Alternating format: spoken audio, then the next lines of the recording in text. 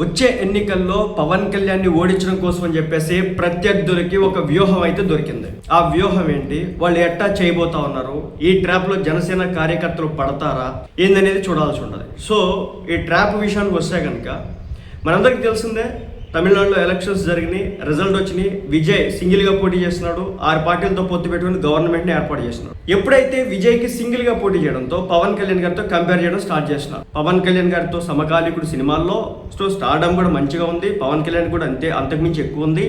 మరి అలాంటిది పవన్ కళ్యాణ్ సింగిల్గా పోటీ చేయడానికి ఎందుకు భయపడుతున్నాడు, విజయ్ ఎందుకు పోటీ చేశాడు? కాబట్టి బయటకు వచ్చి సింగిల్గా పోటీ చేస్తే సీఎం అవుతాడు పవన్ కళ్యాణ్ అని చెప్పేసి రెచ్చగొట్టే ధోరణికి తెరదీస్తా ఉన్నారు. ఒకవేళ ఈ రెచ్చగొట్టే ట్రాప్లో పడితే కనుక ఏం జరగబోతా ఉంది? మీ అందరికీ తెలుసు, మన రాష్ట్రం ముక్కలయ్యి 2014 తర్వాత 2 భాగాలుగా విడగొట్టడం జరిగింది. అప్పటి నుంచి చంద్రబాబు నాయుడు గారు, జగన్మోహన్ రెడ్డి గారు ఇద్దరు మాత్రమే పాలించడం అయితే జరిగింది.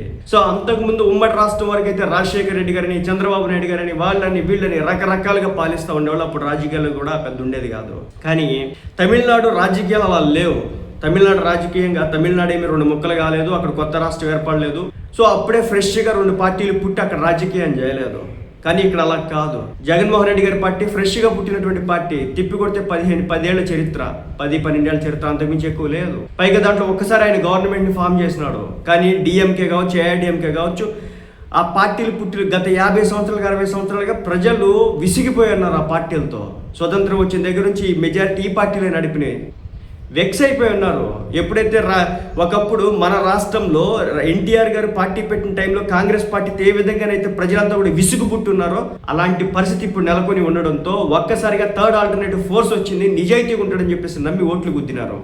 కానీ ఇక్కడ సంస్థాగతంగా టీడీపీ బలంగా ఉంది, సంస్థాగతంగా వైసీపీ బలంగా ఉంది. కాంగ్రెస్ పార్టీకి సంబంధించినప్పుడు ఎగెనిస్ట్ ఓటంతా తీసుకొచ్చి జగన్మోహన్ రెడ్డి గారి చేతిలోకి వచ్చేసింది. కాబట్టి ఆంధ్ర రాష్ట్రం పాలిటిక్స్, తమిళనాడు పాలిటిక్స్ ఒకటి కాదు.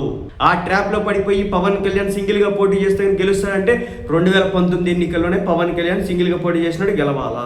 అట్లీస్ట్ ఆయన పోటీ చేసిన నియోజకవర్గాలైనా గెలవాలా. అవేవి తెలియకుండా వాళ్ళు రెచ్చగొడతారు. పవన్ కళ్యాణ్ సీఎం అయిపోతాడు రేపు అంటే ఇక్కడ జరిగినటువంటి పనులు. ఎందుకంటే జగన్మోహన్ రెడ్డి గారి దగ్గర 40% ఓటింగ్, టీడీపీ దగ్గర నాకు 40% ఓటింగ్ ఉంది. రిమైనింగ్ 20% ఓటింగ్లోనే మెజారిటీ ఓటింగ్ పవన్ కళ్యాణ్ గారి చేతిలో ఉంది. సో కాబట్టి కొంచెం ఆలోచన చేయండి. వాళ్ళు రెచ్చగొడుతూ ఉంటారు, రెచ్చిపోయి మాకు అన్ని కావాలి, ఇన్ని కావాలి, అది చేయాలి, ఇది చేయాలి. పవన్ కళ్యాణ్ గారికి తెలుసు, పార్టీ పెట్టినోడికి తెలుసు, పార్టీ నడుపుతున్నోడికి తెలుసు. సో పార్టీ నాయకులకు కూడా అర్థమయ్యేలా చెప్తాడు. కాబట్టి వాళ్ళు ఏదో రెచ్చగొట్టారని చెప్పేసి బుర్ర తక్కువ ట్రాప్లో మాత్రం పడే ప్రయత్నం అయితే చేయకండి.